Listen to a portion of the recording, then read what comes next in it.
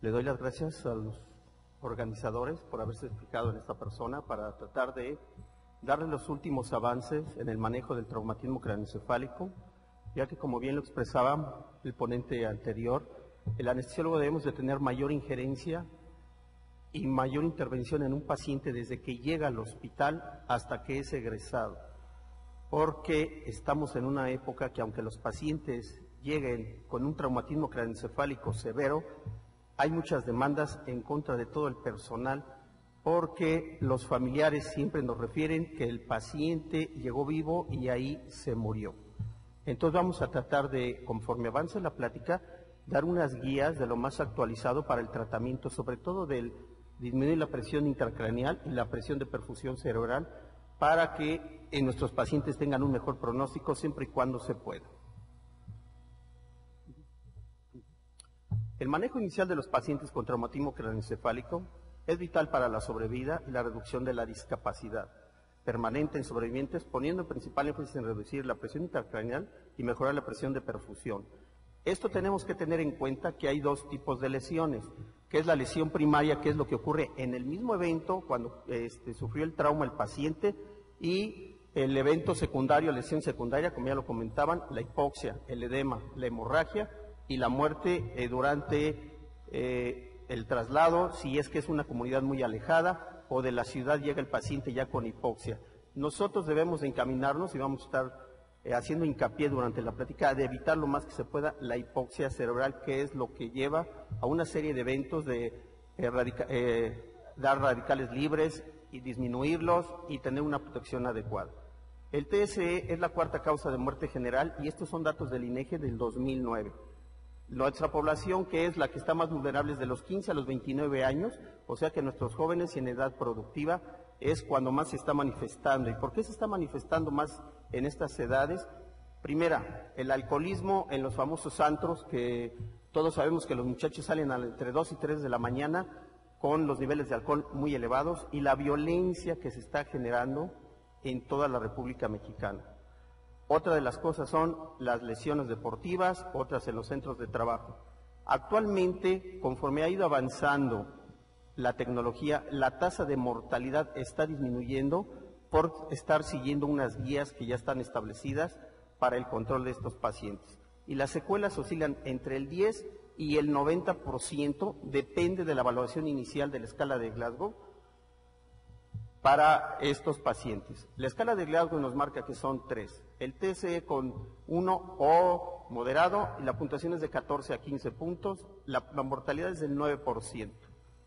El TSE con marca 2, su puntuación es de 9 a 13 puntos, la mortalidad es entre el 10 y el 25%. El TSE grado 3, su puntuación es de menos de 9 de Glasgow cuando ingresan, hay que intubar a los pacientes, eso es de rigor, y la mortalidad está entre el 60 y 90. ¿Por qué el 60 y 90? Porque si nos vamos a las guías, los pacientes que llegan con 5 o menos de 5 de Glasgow tienen entre el 85 y el 90, y los que tienen 4 o 3 tienen el 98% de mortalidad en las primeras 24 horas. Vamos a ver la severidad de niños. ¿Por qué nos importa a los niños también? Debemos de saber que los niños, la principal causa de ingreso a un hospital por traumatismo es precisamente traumatismo craneoencefálico, y debemos de considerar que el 50% de los niños fallecen en el lugar del accidente. De estos, los que tienen un traumatismo craneoencefálico leve, hay que ver cómo los vamos a valorar. ¿Cómo los vamos a valorar en la sala de urgencias? Pues va a estar despierto y ligeramente omnibulado. Puede presentar cefalea o vómito. ¿Por qué nos interesa? Si el paciente sigue con cefalea en las 6 o 12 horas y no presenta vómito, se puede egresar a su domicilio con ciertas recomendaciones para la familia. Cuando es moderado, que ya hay irritabilidad, letargia y vómitos más intensos y ataque al estado general, ese niño debe ser candidato a una terapia intermedia pediátrica. Y si no la hay que pasarlo a una unidad de cuidados intensivos pediátricos, porque estos niños tienen una mortalidad del 15% en las primeras 72 horas que ingresan al hospital.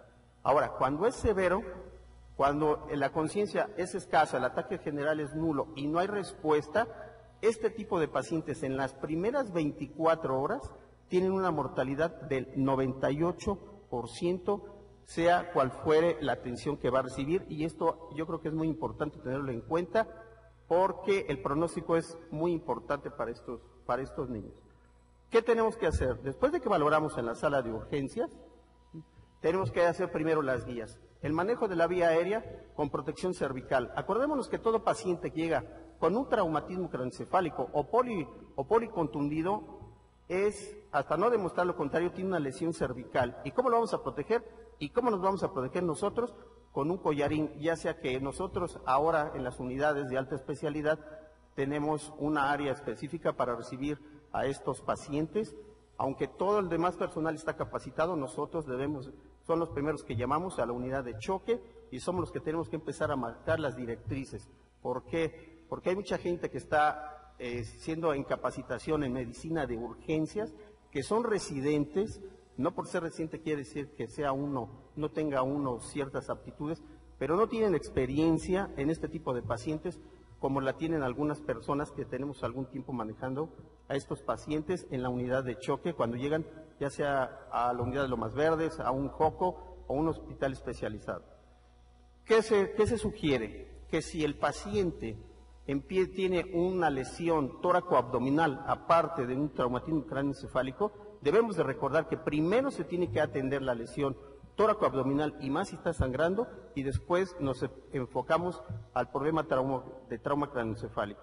Entonces tenemos que identificar qué problemas tiene. ¿Tiene fractura en antebrazo? ¿Sí o no? ¿Tiene fractura en miembros pélvicos? ¿Sí o no? Otra de las cuestiones que es muy importante, que luego se nos pasa, que un paciente llega con fractura de pelvis y está sangrando ese paciente, hay una inestabilidad hemodinámica, hay palidez de tegumentos, y no hay un sangrado que se vea que es activo en abdomen o en tórax, ese paciente, si tiene fractura de pelvis, está secuestrando de 1.500 a 2.000 mililitros en ese momento. Y si no entran a fijar esa pelvis, en ese paciente vamos a tener problemas. ¿Qué se va a hacer? Entonces, hay que acordarse, para la reanimación hídrica tenemos que manejar como si fuera un choque hipovolémico. No importa que aumentemos el edema per se en ese momento del paciente, se tratará después. Primero es la vida y hay que tratar las lesiones abdominales y torácicas. ¿Qué vamos a hacer? Ya lo valoramos, se va a tomar la determinación. Lo primero que se sugiere en las guías internacionales es, por favor, todos tenemos una mascarilla, hay que ponerle una, aunque sea, si no lo vamos a intubar en ese momento, hay que poner una mascarilla, confiados al 100% en la máquina de anestesia o de una toma de oxígeno. Todos lo tenemos, debemos de insistir mucho, hay que evitar la hipoxia de una lesión secundaria en este tipo de pacientes y les va a ir mejor. ¿Qué nos sugieren? Una solución fisiológica, 2 mililitros por kilo de peso, siempre y cuando este paciente no vaya a pasar directamente a quirófano, porque hay pacientes que es tal el sangrado y tal el traumatismo tóraco-abdominal que tienen que pasar a una laparotomía de urgencia. ¿Qué tenemos que hacer nosotros? Tenemos que dar acceso a 2 o 3 vías periféricas catéter grueso, porque hay veces que le queremos intentar poner un catéter de PVC y nos tardamos mucho, y hay pacientes, las gentes que trabajan en este tipo de hospitales, saben que si un paciente 5 minutos nos demoramos, ese paciente se muere en el área de choque. Entonces tenemos que valorar bien siempre las lesiones. ¿Qué nos sugieren? Si vamos a pasar ese paciente a quirófano, hay que ponerle solución fisiológica de 2 mililitros por kilogramo de peso, porque lo vamos a pasar en 5 minutos, no lo vamos a pasar a más, no le vamos a meter una tomografía y no le vamos a hacer otra cosa. Otra cosa, cuando se canalice, sobre todo, hay que pedirle sus estudios de rutina y aparte el cruce sanguíneo. Hay veces que los paquetes globulares los tenemos que administrar en quirófano, nada más con el puro cruce. No, perdón, con el puro grupo sanguíneo, sin el cruce respectivo, porque si no, se nos muere el paciente. Ya le pusimos la solución fisiológica, lo vamos a pasar y no sube, pues vamos a ponerle volumen al 6%, que eso nos va a dar más tiempo para pasar ese paciente al quirófano. Otra de las cosas, si pensamos que este paciente del trauma craneoencefálico, para empezar a evitar el edema cerebral que va a tener, se dice que hay que elevar nada más la cabeza 30 grados. El 90% de los pacientes, cuando se eleva la cabeza 30 grados, disminuye aproximadamente en 5 milímetros de mercurio. Y hay que acordarnos que hay que tener una PIC menor de 20 siempre en todos los pacientes. ¿Qué pasa? Hay algunos, aquí hay una ligera controversia, hay unos neurocirujanos que refieren que si voy a pasar a mi paciente porque tiene un trauma cráneo tóraco-abdominal y después, porque hay veces que nosotros entramos una laparotomía, una toracotomía y después entra el neurocirujano porque hay un hematoma, ¿sí? Entonces, si van a tomar la determinación de pasar a ese paciente inmediatamente, hay que administrarle manitol al 20%, 0.5 miligramos por kilogramo de peso para pasar a ese paciente a sala. ¿Por qué? Porque eso nos va a evitar un posible edema cerebral siempre y cuando este paciente hemodinámicamente esté estable. Una de las contraindicaciones del manitol es de que la inestabilidad del paciente. Por eso la referencia que tenemos que estar en el momento en la unidad de choque, porque hay gente que le pasa manitol y furosemida y luego todavía pone una solución mixta para acabar de agravar el problema del paciente. Tenemos que recordar que un paciente en estas condiciones tiene su catabolismo muy aumentado, entonces va a haber problemas con la glucosa, va a haber hiperglicemia. Debemos de evitar a toda costa, por favor, las soluciones con glucosa. ¿Lo pasamos a quirófano? Ok, ya lo pasamos y ahí se va a intubar o se va, y ahorita vamos a ver cómo podemos intubar la unidad de choque. O lo pasamos a una tomografía, porque no todos entran graves y pasan a quirófano. ¿Qué vamos a hacer en la tomografía? Debemos de ver, ¿es un adulto mayor?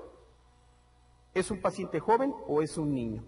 Vamos a ver del grado, depende del grado de severidad, por eso la escala de Glasgow es importantísima.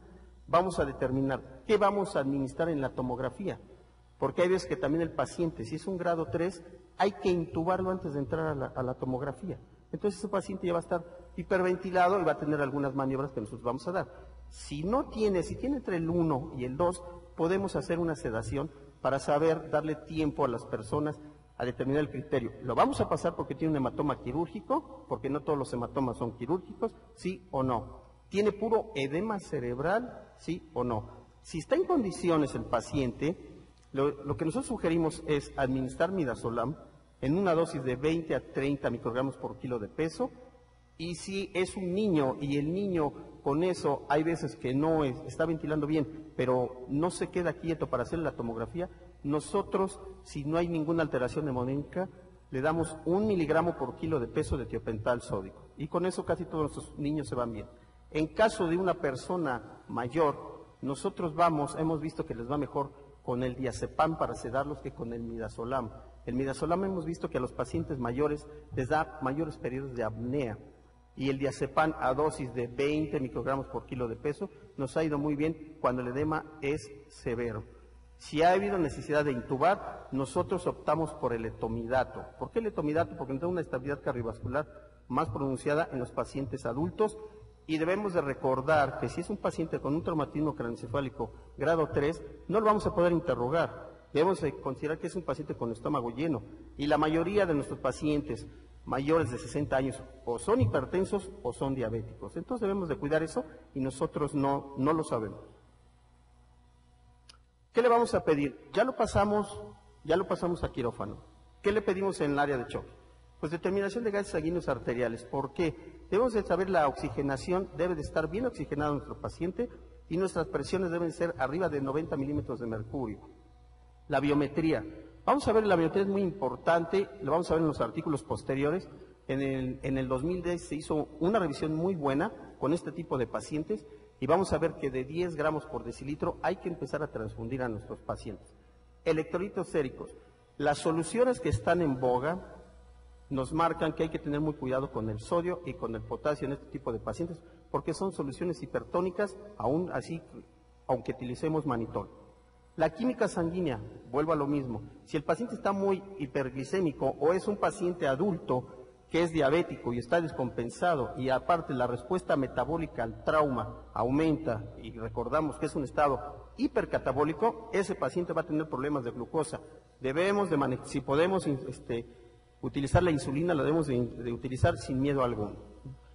Y la tomografía, que la tomografía nos va a revelar el grado de edema. Eso es muy importante, porque hay pacientes que el edema es muy fuerte, no entran prácticamente a cirugía y los pasan a la terapia intensiva. En la terapia intensiva, o luego hay lugares donde no tenemos terapia intensiva o el intensivista no llegó y entonces el intensivista se convierte en el anestesiólogo. Y nos han llegado pacientes que han tenido un edema cerebral muy importante que tienen 24 horas y 48 horas y no les han iniciado el tratamiento. Entonces ahí nosotros cuando debemos de abordar las medidas que son necesarias. Nuestro monitoreo, pues la presión arterial. Les decía que la presión arterial debe de estar arriba de 90 milímetros de mercurio. En niños es de 70 a 8 la PAM, de 70 a 80 milímetros de mercurio la PAM. El electrocardiograma, más o menos una frecuencia entre 60 y 90 latidos por minuto, dependiendo si ese paciente no es diabético, la edad del niño o la edad del paciente.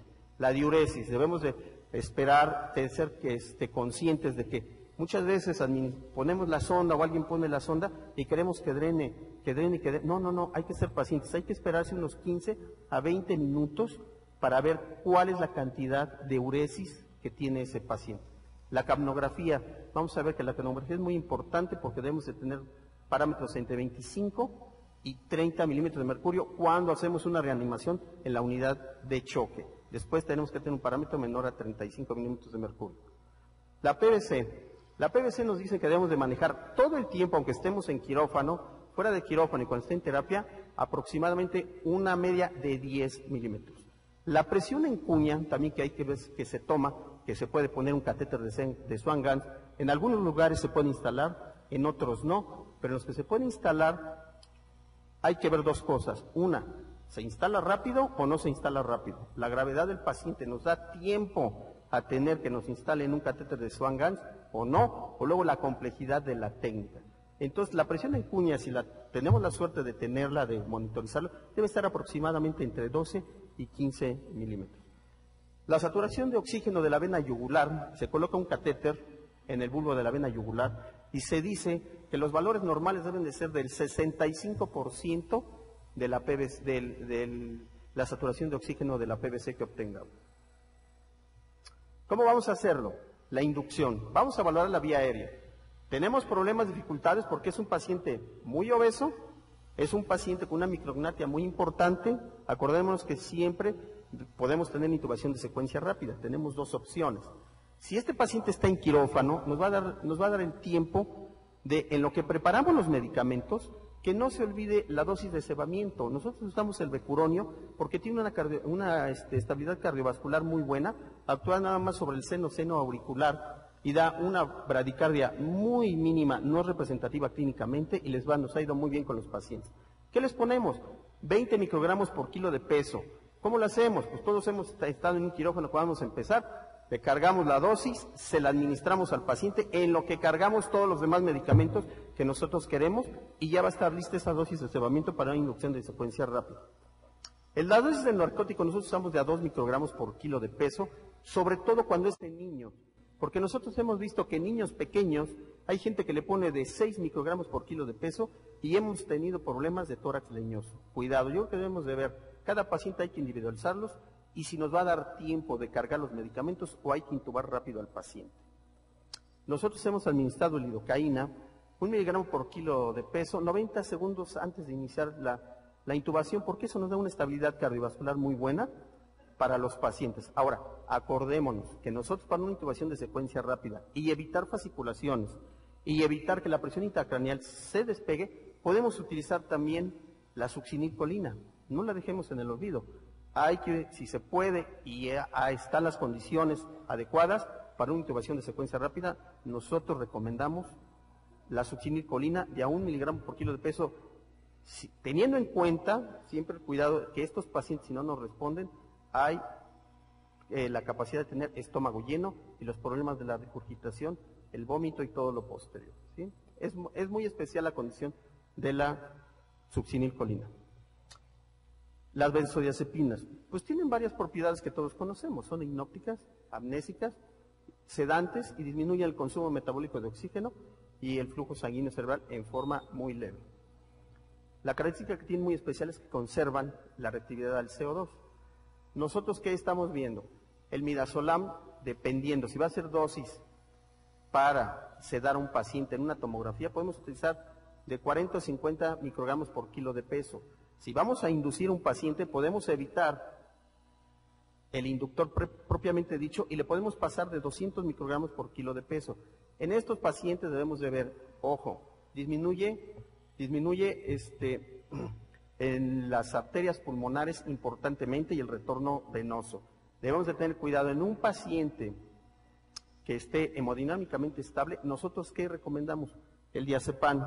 Para nosotros es una benzodiazepina muy cardioestable, no nos da problemas, no hemos tenido, inclusive no hemos encontrado en la literatura reportes que el diazepam no se puede utilizar en pacientes con inestabilidad cardiovascular. Entonces eso es muy importante. Nosotros, ¿cómo la usamos?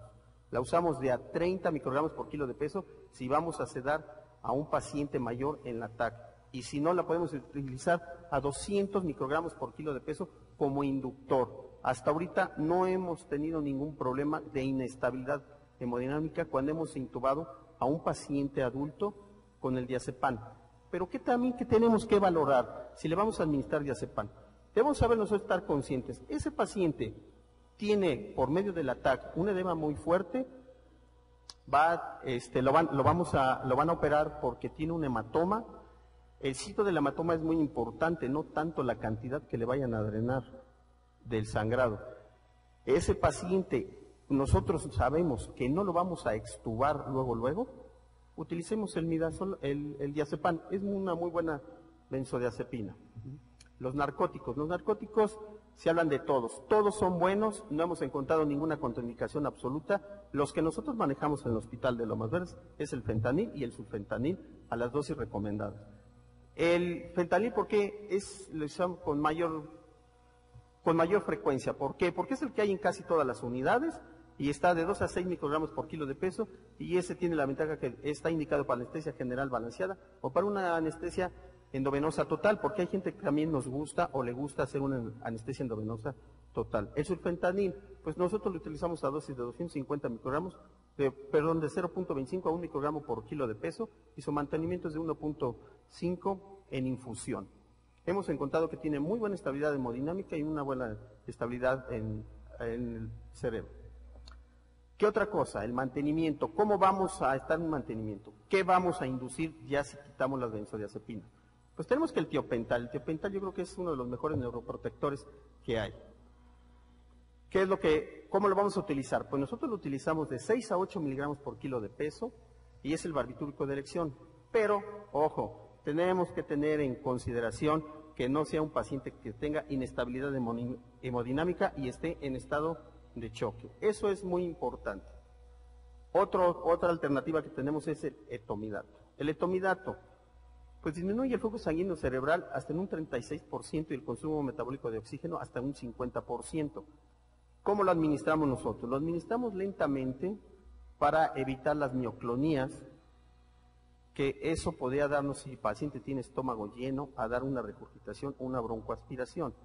Lo pasamos previo la administración de lidocaína de 1 miligramo por kilo de peso, 90 segundos antes de pasar el etomidato. Lo pasamos a dosis dependiendo de entre 150 microgramos y 300 microgramos por kilo de peso, y nos ha ido muy bien, tiene una muy buena estabilidad cardiovascular y también es muy buen protector cerebral. El propofol que está de moda, disminuye también el consumo metabólico de oxígeno y la presión intracraneal. Lo que pasa es que aquí nosotros debemos tener cuidado. Paciente también con inestabilidad cardiovascular, debemos de valorar qué tanto. Si el paciente está hipotenso, sugerimos no utilizar. Ahora, debemos de ver si el paciente está en muy malas condiciones, porque hay pacientes que nos ha tocado que no hay neurocirujano en la unidad y llega en la mañana y lo pasan en la noche, porque ha tocado eso. Entonces el paciente ya entra con bradicardia y la tríada de Cushing. Ese paciente, el propofol, nosotros no lo indicamos. Le podemos la bradicardia tratar con atropina, pero no nos va a responder lo suficiente este paciente. Cuidado con ese tipo de pacientes. El mantenimiento que vamos a tener. Bueno, en la revista de neurocirugía del 2005 se hizo una serie de pacientes de 5 años, la revisión, y entonces se vio las dosis para una pseudoanalgesia e inclusive para acompañarlo con anestesia general balanceada a los pacientes que no tienen inestabilidad hemodinámica y que nada más se metieron a cirugía de drenaje de hematoma sin inestabilidad cardiovascular. ¿Qué fue lo que se encontró? Que la desmetomidina actúa, todos sabemos, en receptores alfa 1 y alfa 2 en el locus coeruleus. Entonces, disminuye la liberación de noradrenalina y como vamos a ver en las diapositivas posteriores, vamos a ver que la noradrenalina ahorita en la actualidad es el medicamento ideal, entre comillas, o el más indicado para el tipo de pacientes con inestabilidad cardiovascular y con traumatismo cráneoencefálico. Promueve la vasodilatación indirecta, ¿por qué? Porque inhibe la liberación de noradrenalina y esta noradrenalina actúa en los vasos a nivel cerebral, sobre todo en las venas, hace que haya flujo cerebral adecuado, disminuye la hiperemia y aumenta parte de la presión arterial, no aumenta la presión intracraneal.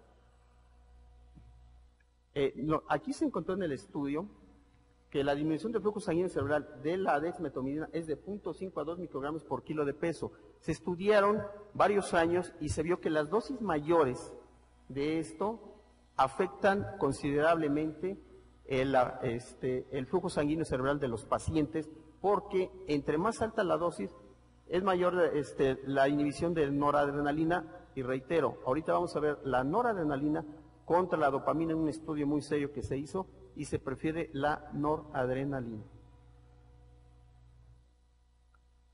Anestésicos inhalados.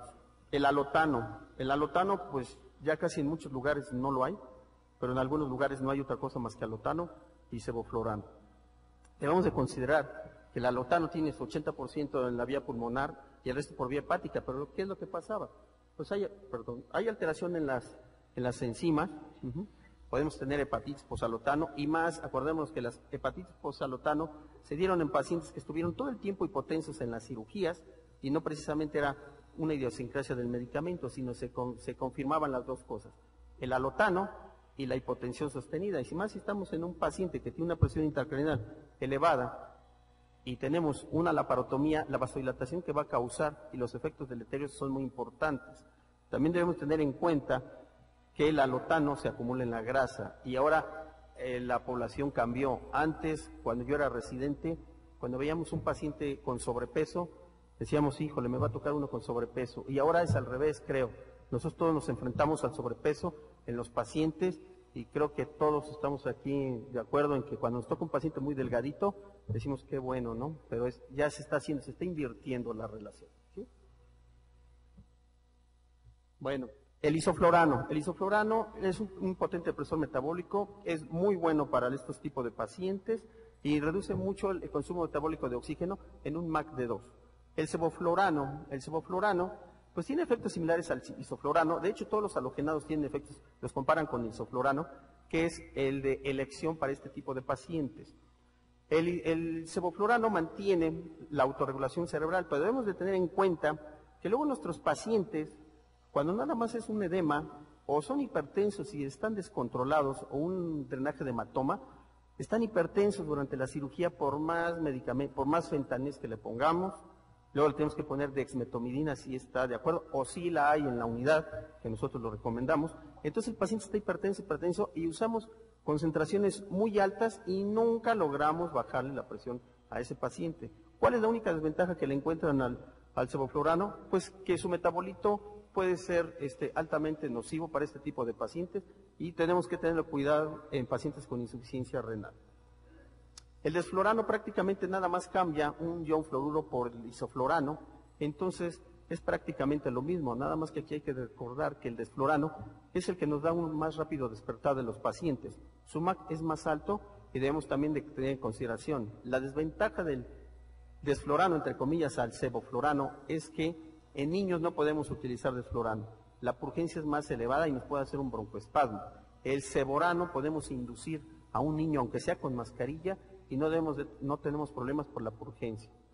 El óxido nitroso, que estuvo muy de moda en muchos lados y se usa sobre todo a nivel del mar, provoca elevaciones del flujo sanguíneo cerebral, por lo cual está contraindicado en este tipo de pacientes porque eleva la presión intracraneal en forma considerable de 5 a 6 milímetros de mercurio en media hora.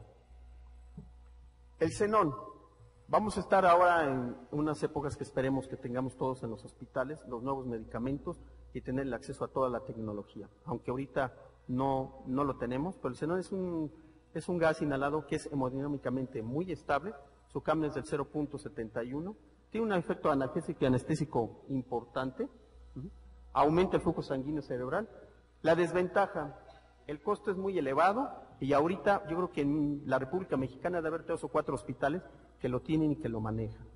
En este se ha hecho los estudios y en los pacientes que se someten a una revascularización, cuando salen posbomba, les va muy bien a este tipo de pacientes y yo creo que es uno de los inhalados que vamos a estar trabajando muy pronto. Yo creo que nada más que como todo, cuando llega algo y es muy caro, casi nadie lo tiene, se va actualizando y va bajando de precio.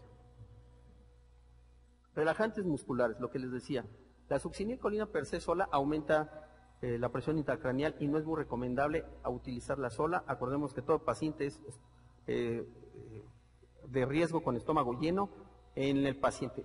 Ahora, ¿qué pasa? Aquí el ayuno yo creo que es muy importante y todo, pero no debemos de olvidar que el ayuno lo debemos de tomar en cuenta cuando el paciente sufre el traumatismo, no realmente cuando él tomó alimento por primera vez, porque casi siempre nos vamos con la finta de que desayunó a las 10 de la mañana muy bien, pero el traumatismo lo tuvo a las 12:30.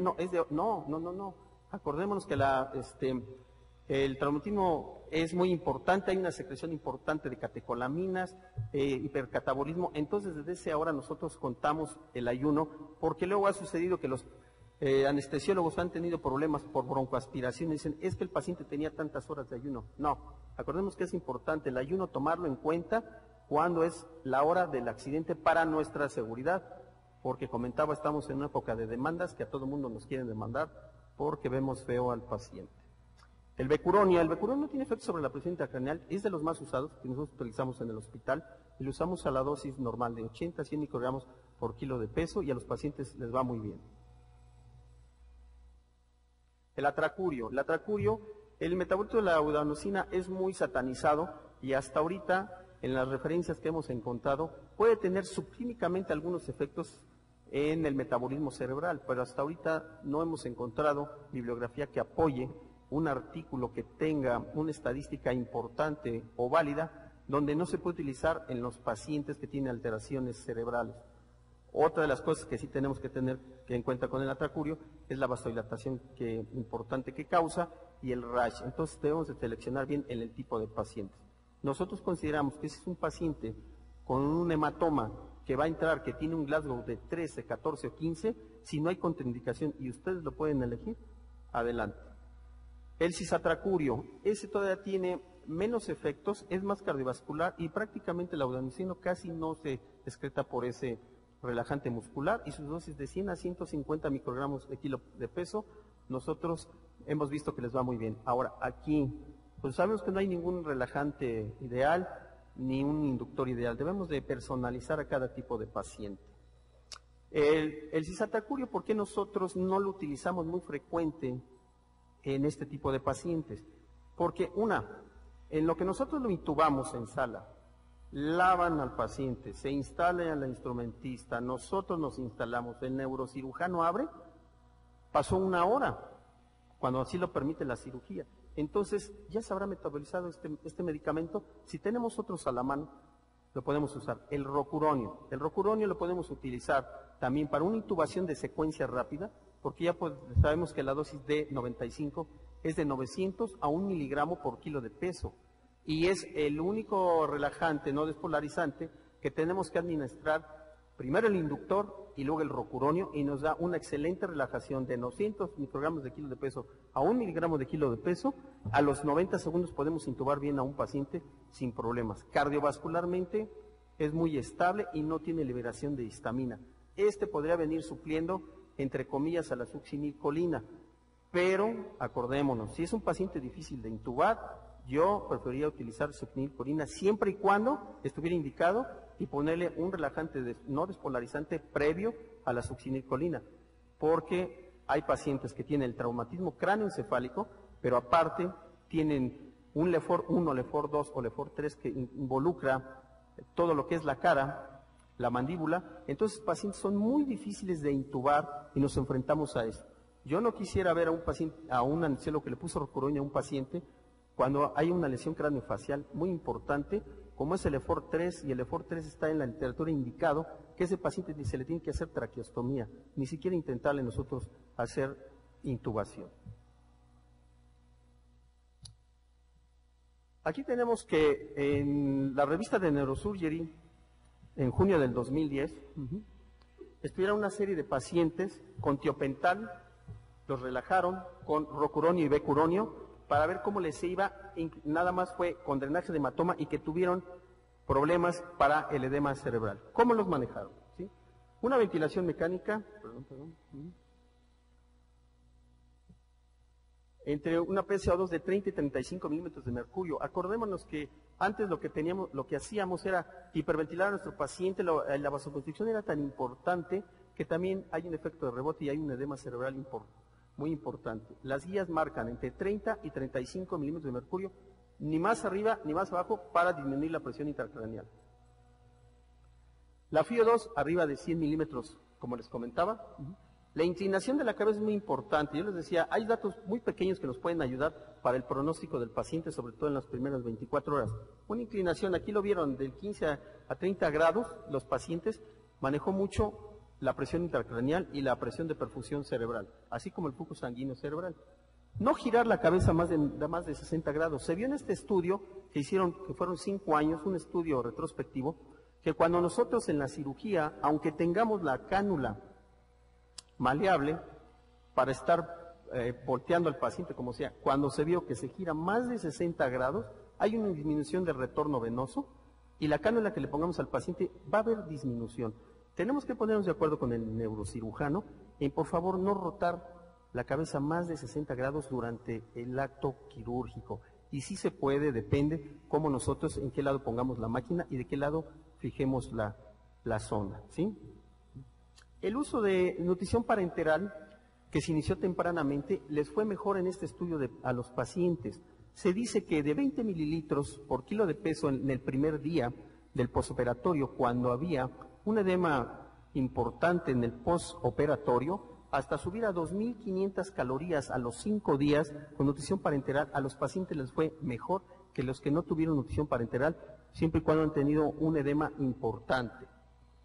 Entonces, el pronóstico del paciente les fue mejor. Aquí, como lo hicieron también, pusieron el tiopental y otro inductor, como el propofol, y les fue mejor con el tiopental. Pero, ¿qué pasó? Estos pacientes que tenían un difícil tratamiento del edema cerebral, se les manejó infusión de 1 miligramo por kilo de peso por hora, no más, junto con midazolam de 200 microgramos por kilo de peso por hora, les fue mejor a la hora de extubarlos. ¿Por qué manejaron dosis no convencionales, entre comillas, de tiopental? Porque luego nos olvidamos que manejamos a un paciente, lo metemos a un coma barbitúrico con dosis de 3 a 5 miligramos por kilo por hora, y si no es que un poquito más, entonces ese paciente lo queremos extubar y no va a ventilar, tiene que eliminar todo el tiopental que le pusimos y los relajantes. Entonces tardan más, hay problemas pulmonares en estos pacientes, entonces se sugirió eso en ese estudio, 1 miligramo por kilo de peso por hora, y la dosis de midazolam de 20 microgramos por kilo de peso por hora, y les fue muy bien los pacientes, y sobre todo que llamó la atención que los que tuvieron nutrición parenteral a las 24 horas les fue mejor hasta llegar, acuérdense, a las 2.500 kilocalorías. ¿Qué tenemos que tener en cuenta? El manejo circulatorio es muy importante. Mantener la presión de perfusión a más de 90 milímetros de mercurio. Aquí, en este estudio fue muy importante, en la Sociedad Europea, en el 2008, empezaron a ver que unos pacientes con traumatismo cráneoencefálico, aparte de que tenían lesiones tóraco-abdominales, lo tenían que meter de urgencia. ¿Cómo les iba mejor o cómo les iba peor? Porque después de tener el tratamiento, corrección quirúrgica del trauma tóraco-abdominal, veían que no mejoraban en la terapia, entonces empezaron a preguntar, ¿qué pasa? ¿Qué es lo que está pasando, sobre todo con el edema cerebral? Bueno, ellos empezaron a utilizar soluciones cristaloides hipertónicas al 7% de a 1.5 mililitros por kilo de peso. Debemos de tener cuidado para utilizar estas soluciones, pero es lo que está indicado en la actualidad. ¿Cuál es su mecanismo de acción? Pues se cree que son tres. Disminuye la producción de líquido cefalorraquídeo. Ahora, otra de las cosas, disminuyen el volumen de las células cerebrales, con lo cual hay una disminución de la presión intracraneal. Y otra, hay una hemodilución en este tipo de pacientes, menor viscosidad, y por eso se está usando. Aquí en este estudio se utilizó de a 1.5 mililitros por kilo por hora, siempre y cuando debemos tener cuidado con el sodio y con el potasio, y no tener una osmolaridad arriba de 320, 340. ¿Qué fue lo que siguieron investigando? Hemoderivados. ¿Se tiene que transfundir, sí o no? ¿Cuándo y por qué? Llegaron a una conclusión que también lo vamos a ver un poquito más adelante, que los pacientes con menos de 10 gramos por decilitro, que parece ser que es pues tenemos que tener contra ciertos cirujanos que son muy renuentes a que 10 dicen que es la cifra mágica, pues no, pero se vio que en 10 gramos por decilitro es un estándar o un indicador de que el paciente, su presión intracraneal va a estar bien y va a estar bien oxigenado, ¿sí? Las catecolaminas que usaron noradrenalina y dopamina. Empezaron a ver que los pacientes con dopamina tenían un peor pronóstico que con los que eran manejados con noradrenalina. Entonces empezaron a preguntar qué es lo que pasa. La noradrenalina y la dopamina en este tipo de estudio, los dos se entraron para aumentar la presión arterial media. Pero entonces empezaron a estudiar y empezaron a ver que la noradrenalina postsináptica hace un efecto en las venas y en las arterias de vasoconstricción que mejora el flujo sanguíneo cerebral, lo que no hace la dopamina. Otra cosa de que hace la dopamina, que no hace la noradrenalina, es que inhibe las hormonas de la hipófisis anterior, exceptuando el cortisol. Entonces, por eso se dieron cuenta y tienen mejor pronóstico los pacientes con noradrenalina a dosis respuesta no mayor de 8 microgramos por kilo de peso. Ahora, todos nos preguntamos, ¿hay soluciones hipertónicas al 3% y al 7%? Yo me puse a ver en la literatura y me pregunté, pues, ¿cómo se hacen? Entonces, una regla de 3, pero nos permitimos traerla para que lo que se está usando, no hay ninguna solución hipertónica preparada en el mercado, más que yo encontré en la literatura, la desconozco. En Colombia está el Natrol, solución al 11.7%. Entonces, nosotros nos permitimos hacer una regla de 3 y saber las cantidades que le tengo que poner de qué, por qué, para hacer mis soluciones al 3 y al 7%, que es lo que está indicado en la literatura. ¿Y por qué lo hicimos en 100 mililitros en vez de en 1000? Porque nosotros manejamos niños y los niños también necesitan las soluciones hipertónicas. Les reitero, no hay ninguna preparación en el mercado. Nosotros nos pusimos a dar la tarea y encontramos que en 100 mililitros de solución salina hay que agregar 56.5 centímetros de ampolletas de cloruro de sodio y 43.5 de agua inyectable. Y así la otra, que son 17 centímetros de cloruro de sodio y 83 centímetros de agua inyectable. Porque no lo hay en ningún lugar, y luego estamos alejados, y si tenemos un problema de un edema cerebral fuerte, nosotros la podemos hacer como anestesiólogos y no dependemos. ¿Quién maneja muy bien esto de la solución? Los pediatras. Pero hay pediatras que, ojo, no nos sacan del atolladero cuando le pedimos una solución hipertónica. El manitol. Todos los artículos que hemos revisado de las soluciones hipertónicas al 3, al 7%, inclusive hay un artículo que manejan la solución hipertónica al 23.4% y les pusieron a los pacientes 15 mililitros por kilo de peso y les fue muy bien en la disminución intracraneal, refieren que hay que utilizar de primera instancia la solución hipertónica y no el manitol, pero yo creo que esto tiene como todo, no hay que abusar y las modas luego es cuando tenemos los problemas. El manitol tiene sus indicaciones precisas. ¿Lo voy a pasar luego? Sí. ¿No tengo problemas de estabilidad? Ok, lo paso, ¿sí? Ahora, lo importante del manitol es que su inicio de acción es a los 30 minutos, ¿sí? Y recordar que su regreso a los valores normales van a ser de 2 a 10 horas. Las soluciones hipertónicas, los valores normales de los electrolitos son de 24 a 72 horas. Entre mayor sea la solución hipertónica del 23.4, va a ser 72 horas o más a los valores normales, ¿sí? Disminuye la cantidad de líquido cefalorraquídeo, actúa extravascularmente en el encéfalo, disminuyendo la producción de líquido cefalorraquídeo en la barrera hematoencefálica en los lugares que está permeable y que no hay ningún daño. ¿Sí? Reduce la presión intracraneal en 5 milímetros de mercurio y no hay que usar la osmolaridad cuando una osmolaridad tengamos arriba de 320. Ojo, este se excreta íntegramente por riñón. Debemos tener mucho cuidado con los pacientes de insuficiencia renal. La furosemida. La furosemida se dice que es un muy buen diurético y se debe utilizar acompañada después del manitol. ¿Por qué? Porque nos da una protección renal por la eliminación del manitol. Su dosis es de 1 miligramo por kilo de peso.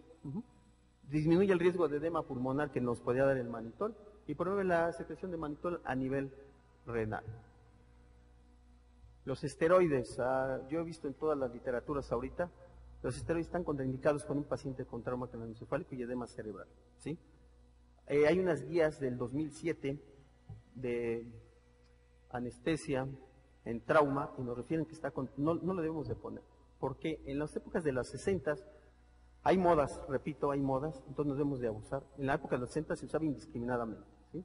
Y se creía que actuaba en reducción de líquido cefalorraquídeo, restauración de la permeabilidad, pero ¿qué se ha visto? Se vio en los últimos, yo creo que hay 5 o 10 artículos retrospectivamente que se ha visto que la mortalidad aumenta con el uso de esteroides. El que ustedes me quieran decir, la causa no se sabe exactamente, pero ahora ustedes si revisan cualquier guía de neurotrauma, está contraindicado. Por favor, no lo pongan. Los hemoderivados. ¿Sí? En la revista de Critical Care del 2009, hicieron un estudio de los hemoderivados porque decía, ellos se pusieron a pensar, ¿realmente la cifra 10 es la mágica? ¿O hay otra? ¿O por qué? ¿Y sí o no? ¿Qué es lo que estamos viendo? ¿Qué lo debemos de ver? ¿Sí? Ellos vieron en una serie de pacientes de 4 años que pusieron un estándar 8, 9 y 10 gramos por decilitro de hemoglobina en los pacientes que fueron sometidos a cirugía. ¿Qué fue lo que pasó? Vieron que en este tipo de pacientes, siempre y cuando no tuvieran insuficiencia renal, lo ideal, les hicieron de medición de presión intracraneal, les hicieron medición de flujo sanguíneo cerebral y de consumo metabólico de oxígeno y vieron que el 10 es lo mínimo indispensable para tener un flujo sanguíneo cerebral adecuado y una presión intracraneal adecuada. ¿Sí? Las plaquetas. Se dice que hay que empezar a transfundir plaquetas cuando sean menor de 55,000, sobre todo en los pacientes que vamos a meter a un drenaje de hematoma.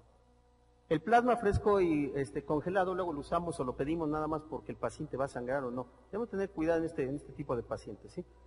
La indicación precisa es cuando tenga el INR un valor de 1.7 o más, lo podemos transfundir sin ningún problema. Y también, otra cosa, debemos de recordarnos que los pacientes luego están anticoagulados con warfarina y este es el de elección. Y lo podemos pasar unos 15 minutos antes de la cirugía y vamos a tener buenos resultados. Los precipitados en pacientes politransfundidos, ¿por qué? Porque nos hacen una coagulación intravascular diseminada muy rápido los pacientes. Hay veces que estamos en la tórax y en el abdomen, y ya cuando nos vamos al cráneo, ya el paciente hizo una CID y ya no lo paramos con nada, de veras. Es impresionante cómo se desangra el paciente, ya no podemos hacerle nada. La eritropoyetina se usó en pacientes con insuficiencia renal y la subieron los niveles de hemoglobina en 8. En 8 en un paciente con insuficiencia renal dicen que es muy, muy buena hemoglobina y no hay que transfundirlo con menor de 8. ¿Qué tenemos alternativas si lo podemos usar o no lo podemos usar? Y lo encontramos no en los hospitales, pero en las farmacias sí hay. Para tenerlo. Cuando un paciente que va a sangrar y nosotros no queremos o tenemos que las pérdidas no sean tan grandes, ya sea por la edad del paciente o por evitar una coagulopatía de consumo, siempre y cuando tener cuidado en las indicaciones, que un paciente no esté inestable a la hora que lo metamos hemodinámicamente, pues el etamicilato, el famoso disinone, que actúa en la primera fase de la hemostasis, activador y factor 7. ¿Cómo se ha visto que funciona bien? En dosis de 10 a 20 microgramos por kilo y su vida media es de casi 2 horas. Su excreción es urinaria al 85% en 24 horas y se dice que los pacientes con insuficiencia renal hay que bajarles a la mitad de la dosis y la excreción urinaria va a ser en 48 a 72 horas. Esto lo tenemos que poner, si se puede antes de la cirugía, media hora.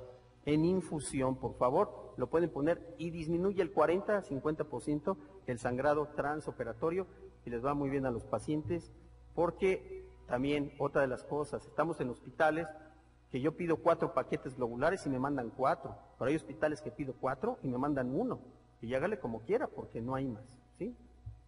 La desmopresina también es otra alternativa que tenemos, acorta el TPT, eleva el factor 8 y el von Willebrand y hay una adhesión plaquetaria. Su dosis es de 0.3 microgramos por kilo y su vida media es de 3 a 5 horas. También en estos pacientes debemos de tener cuidado. Se puede pasar 15 a 20 minutos también en infusión antes de la cirugía. Cualquiera de los dos es una muy buena opción para evitar los hemoderivados de los pacientes siempre y cuando hayan las condiciones necesarias y los pacientes no estén en inestabilidad hemodinámica. La hipotermia. En la revista de Neurocirugía del junio del 2004, y hasta ahorita no hemos visto otra, se demostró que los pacientes que en las primeras 14 o 24 horas que los metemos, sobre todo a cirugía, la hipotermia les va mejor, tiene un mejor pronóstico y también en la terapia. Perdón. Hay que bajar la temperatura a 35 grados y estos se estudiaron 10 años pacientes, no menor de 35 grados. ¿Por qué? Porque hay la aparición de arritmias mortales, hay problemas en los electrolitos séricos que no los podemos controlar y aunque los saquemos vivos, intubados, en el postoperatorio les va muy mal. La temperatura ideal es 35 grados y hay que mantenerlos hasta 72 horas con esta temperatura, no más, porque acordemos que con esta temperatura baja todos los requerimientos metabólicos, el consumo de oxígeno y sobre todo, una de las cosas, así como el azúcar es un veneno, para este tipo de pacientes, la hipertermia también. ¿Cómo recalentar a este tipo de pacientes? Pues no los podemos recalentar luego, o ¿cómo le vamos a hacer? Sobre todo en niños. Acordémonos que en los niños, donde más se pierde calor es por la cabeza, y entre más pequeños, más rápido. Entonces, en los niños lo tenemos que ir recalentando primero por la cabeza y luego todas las demás extremidades en no menos de 8 horas. ¿Cómo logramos la hipotermia en este tipo de cirugías? Se vio... Aquí la tomaron la temperatura intracraneal y la temperatura rectal y hubo una diferencia de más o menos 0.03, 0.05, más arriba intracraneal que intrarrectal. ¿Cómo lo vamos a lograr? Número 1, recomendamos compresas frías, hielo en las extremidades de los pacientes y las soluciones frías, hasta tener el control de la temperatura, aparte en muchos lugares tenemos el aire acondicionado, pues lo prendemos, ¿no? Para este tipo de pacientes, siempre y cuando que vayamos a saber que este paciente va a salir intubado, ¿sí? Y tenemos que ponernos de acuerdo con el terapista y el neurocirujano, que este paciente cuando mucho va a tener 72 horas para volverle a restablecer la temperatura. ¿Y cómo se la vamos a restablecer? Igual, con soluciones tibias o calientes, y acuérdense, en los niños, en no menos de 6 o 8 horas, tenemos que subirle la temperatura porque si no tienen un desequilibrio ellos en su centro de la termorregulación. Y pues, la conclusión, ¿no?